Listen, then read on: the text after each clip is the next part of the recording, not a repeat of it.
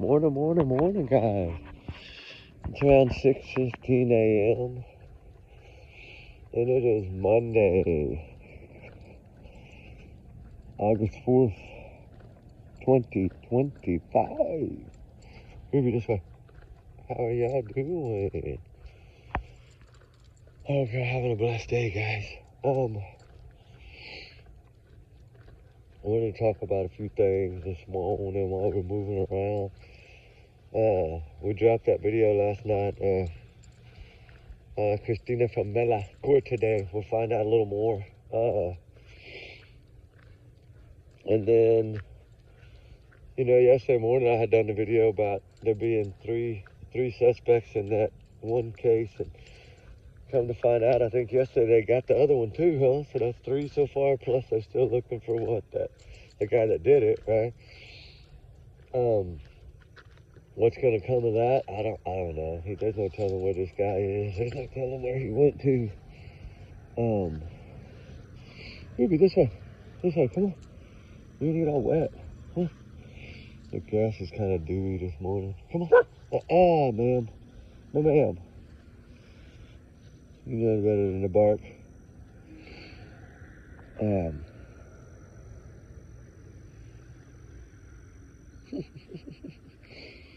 She's confused. There was a lady walking down this road right here. I don't know. Usually don't see too many people walking down the road, but hey, it's better to work, I guess, to do it early in the mornings than it is to do it when it gets too hot, right? But soon enough, it'll be 100 degrees, It's probably 80 something right now. It'll be 105, 110 here in about an hour. It's ridiculous, this heat. The older we get, the more it hurts, right? Used to never, ever bother me. And I think that getting sick, the 4th of July, it's been raining so much. And I think getting sick and then getting down and then being down for, a couple of weeks and then just starting out when the heat like that, this was tough, but it's all right. So I'm ready to go to Tennessee, at least a little cooler. Especially at night there. They're probably not 90 at night, 89. Anyway, there's a lot going on. So a lot of people have been talking about this stuff for summer wells, like, new searches and stuff like that, but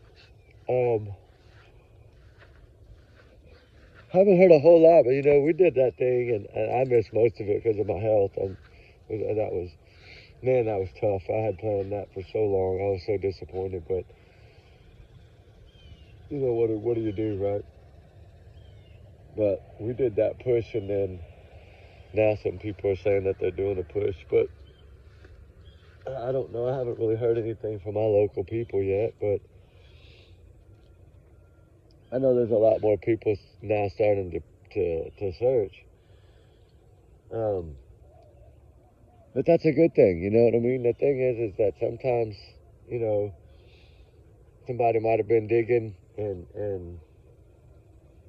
heard something that someone had said or slipped or something, right? And then decided that, hey, I'm going to search that area, right? Maybe it gave them a reason. I don't know. Come on, boo, let's go. I don't really know if it gave them a reason or did or didn't. I really can't say that. But it's like Sebastian, there's so much starting to trickle down now.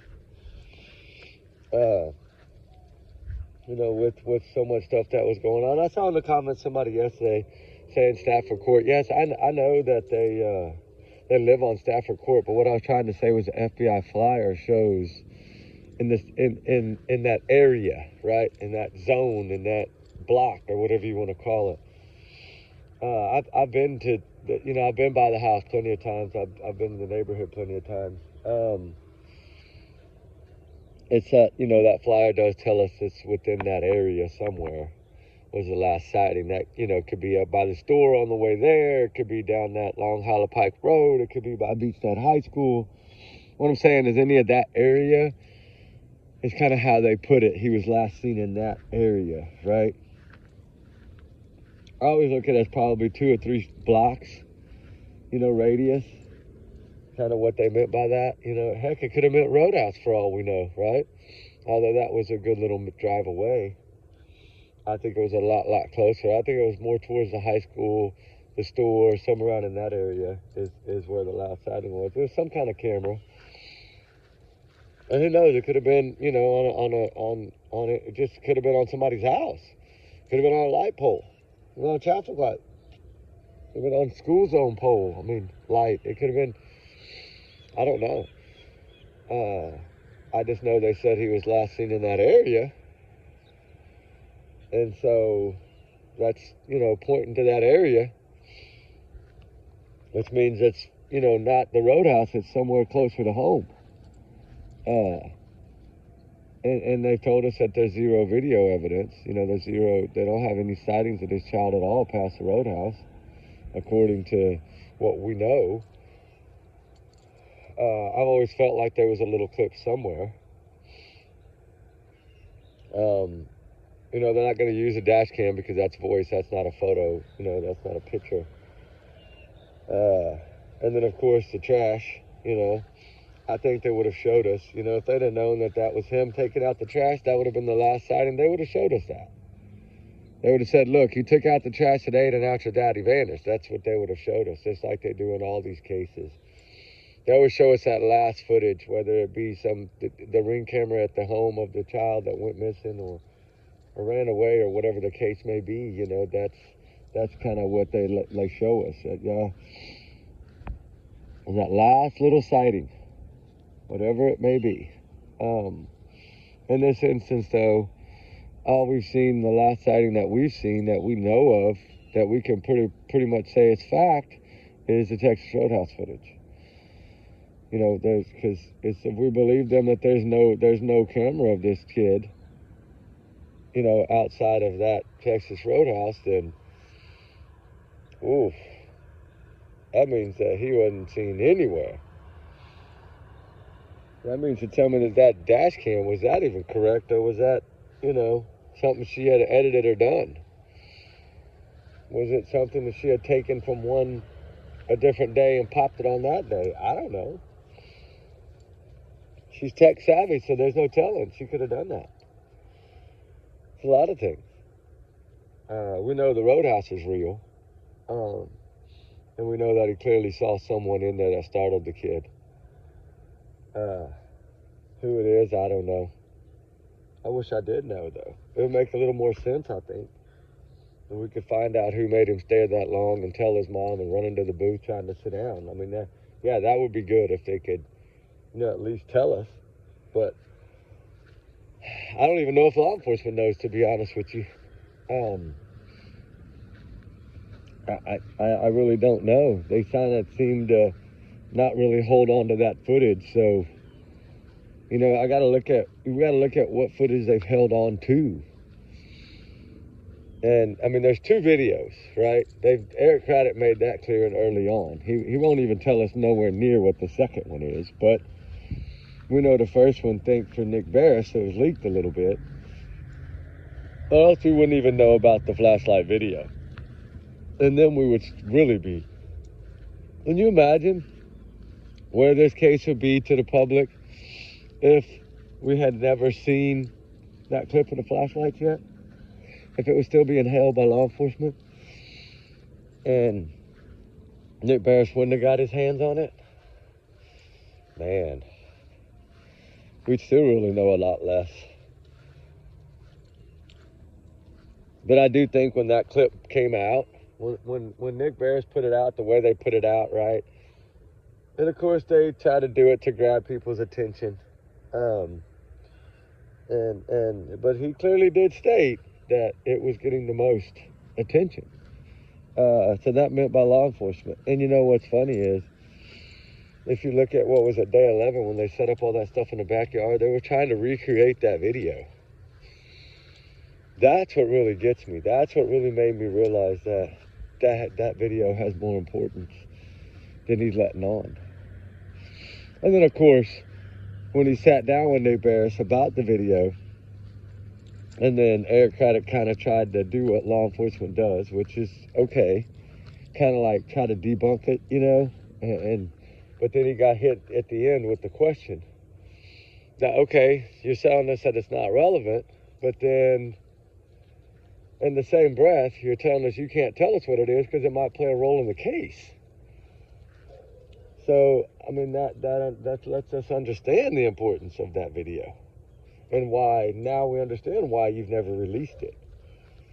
And I clearly understand a lot more now that I've gotten some other stuff done based off of what little bit we have of that clip, right? I wish I had the whole 24 hours, but of course we don't. We just got bits and pieces filmed from a cell phone and a couple other clips that were put up, but I still think it's a lot of the same clip. It's just broken down in different ways, and people broke it down in different ways, right? And talked about it in different ways, but I do think it's the same clip, right? The same little piece. Because, you know, Nick Barris got that, but nobody else is said to have got that, right? I don't know how he ended up getting it. You know, I know he got it from the neighbor, but how he was able to get it right was, you know, was a little money exchange, I don't know. I still am curious how Nick Barris got that video. Because if law enforcement had taken his whole hard drive, you know, he said he filmed it off of a cell phone. I think maybe because he was in the area so quickly, you know, Nick Barris, so of course, breaking news, they jump on it right away, right? He went to the neighborhood. He started talking to neighbors. I think, you know, that's how he was able to get it before it was locked down. And then he kind of maybe held on to it for a little bit, trying to see, you know, was law enforcement going to let it out? Was it, you know, because of course they want to break anything. Reporters want to break the news. That's what they do. They get, you know, breaking news is breaking news.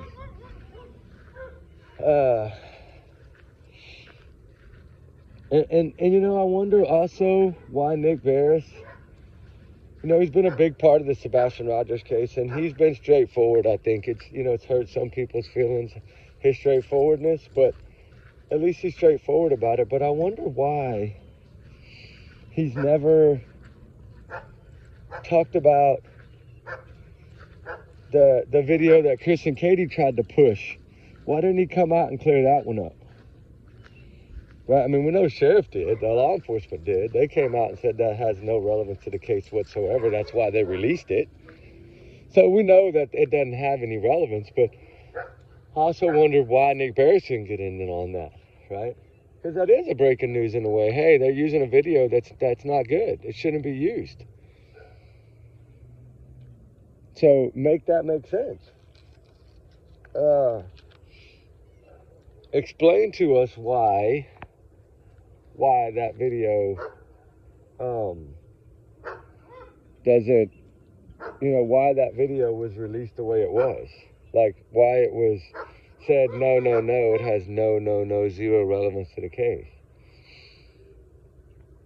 And then they were trying to use the dog walker, right? We know that's what it was. And it's, you know, I talked to so many neighbors, actually, so many of those people. I hate to even say names anymore because I know these people just want to be left alone. I get that, because there's still people that go there, almost to that neighborhood, almost every single day. At least once or twice a week, people are going around trying to, you know, get information and talk to neighbors, and there's nothing wrong with that. But at this point, I think they've said all they needed to say. They're keeping to themselves what they need to keep to themselves. This is their community. This is their neighborhood. They pay their taxes to live there. They spend their money to live in that neighborhood, which is a very, very expensive neighborhood. And they do that because they moved to that neighborhood and built in that neighborhood or bought in that neighborhood because they wanted peace. They wanted to be outside of the city of Tennessee, right? Outside of Nashville. That's how I always look at it. They wanted to kind of be outside of Nashville, but still be close enough where they could go if they wanted to. And just kind of let their kids go to school, raise their family, be left alone. And then if you go back to that morning of February, 26th, the morning that they said he was missing,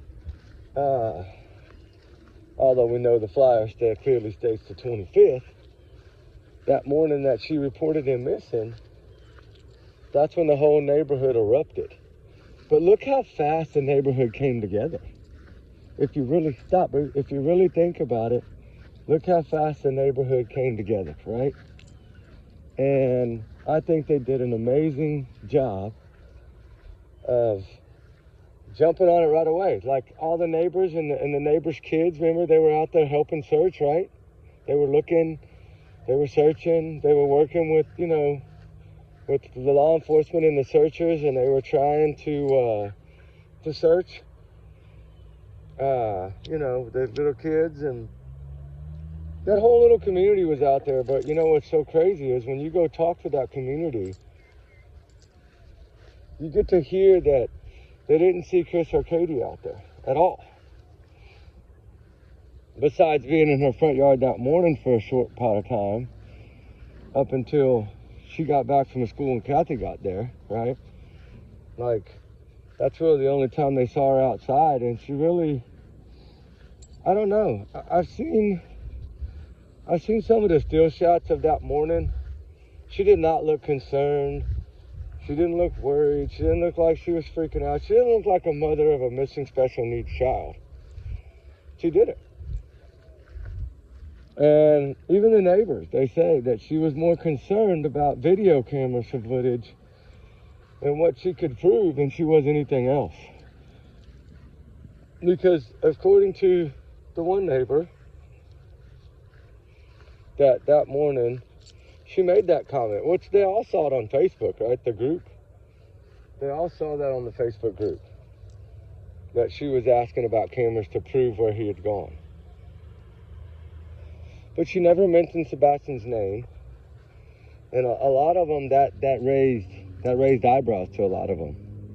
Especially a lot of the mothers in that neighborhood. Because they're like, how do you tell us your son is missing and not put a name, a height, a weight, a nothing? Like, you're more worried about cameras than you are anything else. Why are you worried about our cameras? Right? Let law enforcement do that. That's their job. You get out there and walk them woods and look for your son. You should have been out there yelling in the woods that morning. And then the whole community would have joined in. Because the community joined in, but you weren't there to help the community. They were looking for your son that was missing, you said was missing, and you weren't helping them. How do you think that made them feel? And then when they set up a little prayer visual for Sebastian, and y'all don't come in your community, you think that that's how you think that that's what, communities do, neighborhoods do? No, they expected you to be there. They were doing it for you and for Sebastian. And you couldn't even show up and light a candle, say a prayer, nothing. I mean, if they wonder why they got scrutinized and why people have drugged them the way they've drugged them, it's because of their actions. Clearly their actions and only their actions.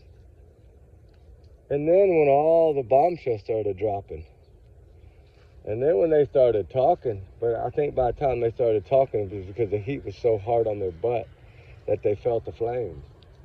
I think they had come down on them pretty hardly. Why are you telling us this kid don't have no shoes on? Why are you, we can't pick up a dog trail. We can't pick up a dog scent. We can't pick up anything. We can't see this kid on any camera in this neighborhood. If he'd have went to the right, he would have been seen on camera. If he'd have went to the left, he would have been seen on camera. If he'd have went backwards, he would have been seen on camera. If he'd have went forward, he would have been seen on camera.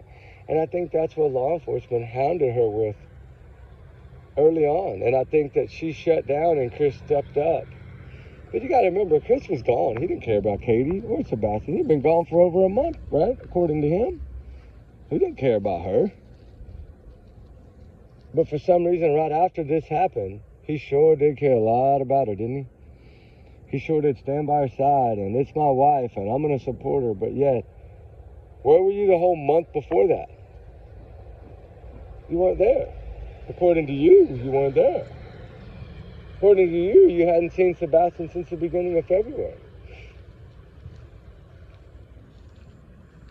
So you know what's crazy was he came home right after that.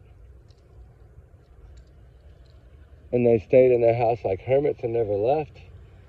When they should have been out with the community, praying, going to the visuals, creating their own visuals, passing out flyers, standing on every street corner, yelling for your son. Like, you know, that's what people wanted to see, and they didn't. And it's not so much that they wanted to see it, it's that they expected it to come and it didn't. That's really what it was. That's what one explained to me, was I expected this mother to want to find her child. I expected this mother to care. I expected this mother to be thankful that the community joined together and rallied. And then when you let down not only Sebastian by not looking, then you let down the community, then you've lost. Then the heat got so great with those neighbors in the town and everybody harassing them in the town. Not harassing them, but just wanting to understand. Why are you not searching for your child? Why are you not out looking for your child when everybody else is? I mean, it's pretty bad when your neighbors and their kids are missing school to go search for your son, and yet you're not out there. Like, don't you think that, what do you think they felt as a community as a whole? So, I mean, y'all ran yourself out of that community. They didn't run you out. Y'all ran yourself out. I worry more about motorcycles and barbecue restaurants and campgrounds than you did finding Sebastian. And I'm sorry, but the crazy thing about it is you can't go back and change that now. You can't. There's no way to. There's just no way to change it. It's done. The damage is done. What you've done is done. And now, the only really solid thing that we kind of have to hold on to is that flashlight video, right? I think that's the only thing that's kept this case together. I think that's kept the fight up. That's kept it's kept Sebastian's heartbeat strong. Is because somebody knows that that's right outside of their backyard where this child went missing. And I'm sure they're trying to understand, like the one neighbor said, you know, it was almost a perfect video. And I'm like, yeah, it was pretty close, right? Because no, it was almost a perfect video, except for coming back to the house. Because if you're going to say that Sebastian ran out there to meet somebody on the corner of the house, well, he came back, so where is he?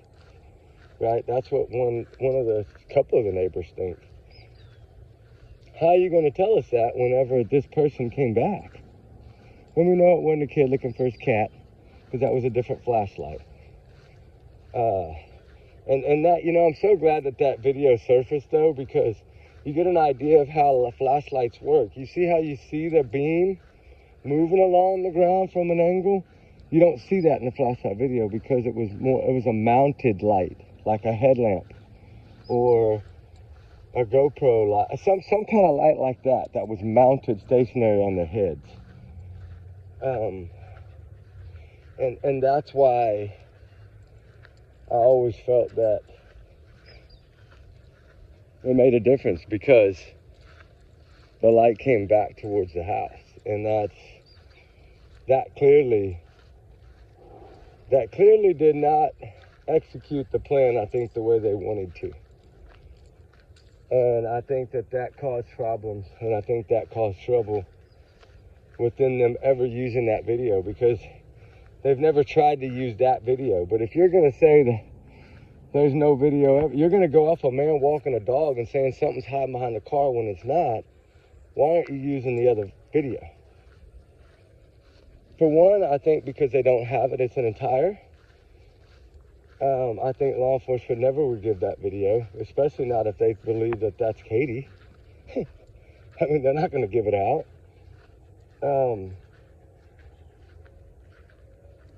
I don't know. I don't know. I'm trying to learn so much of these things, like, the Wi-Fi pings from Chris Prophet's truck and, other things that went on that they're now trying to explain themselves on. I mean, most important of all is why do you have to prove it, right? We go back to that again and again and again, but, you told us the front door was used, and then your hubby, Chris Prophet's stepfather, told us that the front door couldn't have been used. But all the doors were locked. Even the dispatch said all the doors were locked. All the windows were locked. So what you're trying to say, basically what she created, and I think it was her mistake, she created basically a secured lockdown home that nobody could get in or out of, but yet he supposedly wandered off. And then whenever the front door theory was shot down, now it's I don't know where he's at. I don't know where he's at. Like, she doesn't have an answer anymore because all her plan fell apart. And it's just that, they just keep crossing their fingers every day, right? Knowing eventually that door is probably going to get kicked in. And justice for Sebastian will find its way to their doorstep. I do feel that way. Because it's never added up from the get-go. And when something doesn't add up, it doesn't add up for a reason. And when law enforcement doesn't really protect you, yeah, they said they cooperated, and they cooperated in the front. Yeah, they did. They cooperated in the beginning until they got lawyers and didn't want to take a lot of the polygraph tests, and they shut up. And then they were silenced for a while, and then Seth started speaking to get under their skin a little bit to try to get them to say something, and it worked, right? Seth got them talking. Although it was a battle, he got them talking. And then they wouldn't shut up. And that's a good thing, because they spilled too much. How do you sit there and say that you're going to have an empty seat months away for holidays when those holidays are months away? And how do you know that seat's going to be empty? That's one of the questions I got. I mean, make it make sense to us. You're telling us. And she's in the background saying, yeah, and Valentine's Day. We're talking December, and she's talking about February 14th. And then he's like, and then what date's after Valentine's Day? Yeah, of course. The day that this child vanished on Mama's watch in Mama's car. Last seen getting in Mama's car. Because if he'd have been seen taking out the trash, even if it had been grainy, they'd have posted that photo, and they didn't. And so you have to take all that in consideration. That it all has meaning. It's all important. But we're gonna get our day started. We just wanted to come on a little bit, spread a little more awareness for Sebastian Rogers, talk a little bit more about it. We got some videos from last night loading up, but they're going to take a while because it was long. It was over 2 hours, so it's going to take a little while to load, probably the majority of today. The longer they are, the longer they take. That Christina Famella video, I had loaded it at yesterday evening before dark, and then it didn't even finish loading until 2 o'clock in the morning. So, and that was just a short little, some days they take long, some days they're fast. But anyway, with that said, of course, these are my opinions, thoughts, and my theories, and my speculations, and my free speech, allegedly. And,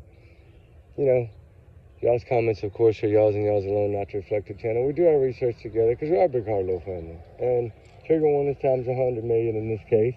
And everyone is innocent until proven guilty in the court of law. But I think they're just a little bit closer to proving it than they were yesterday or the day before, right? Because little things are starting to move. And when little things start giving, it's paving the way for the floodgates to open. And April 2nd to now, it's been a good little bit of time. Been long enough to start getting whatever they were after back. Okay, so hopefully we'll start seeing something. And then another thing that I wanted to talk about, which we'll talk about later, is Jen Soda. Because y'all do know now that Jen Soto done lost every privilege that she could have possibly had, including that immunity she was given for that one interview, right? They had given her for that one interview that she had done. That's all out the window now. He pleaded. So now it's off the table. Now it's free game for her. They can do whatever they want. They can go arrest her today if they want to. She has nothing. There's no more deals. There's no more nothing. It's done. And I'm wondering if that's part of the reason for the plea. That's what I'm hearing. Because I'm hearing that Stern's going to flip against her. And her days are numbered. So, think about it that way, right? You hear it here first, right? Jen no longer got any help whatsoever. Not even on that interview she did. It doesn't matter anymore. She don't have nothing. No protection. She's now free for the law enforcement to do whatever they feel they need to do. And I believe that's coming because I've always felt that she would be in cuffs. So I do believe that. And I think it's coming sooner than later. But we'll see. We'll see how it goes. Y'all have a good one, guys. Everyone's innocent until proven guilty in the court of law. Y'all know that. Take it as a grain of salt. All right, guys. We'll talk soon. Y'all have a good one. Have a blessed day. Bye.